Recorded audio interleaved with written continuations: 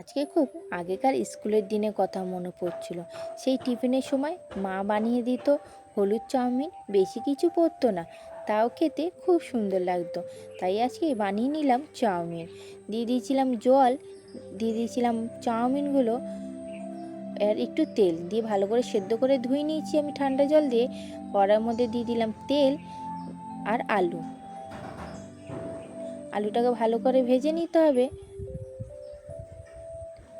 দিয়ে দিলাম পেঁয়াজ কুচি, পেঁয়াজটাও ভালো করে ভেজে নিতে হবে।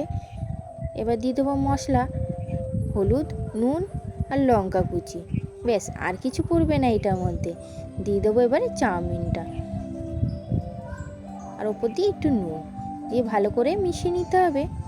তাহলেই হয়ে যাবে চাউমিন, সেই হলুদ চাউমিন। খেতে খুব টেস্টি লাগে, আপনারাও বাড়িতে একবার বানাবেন।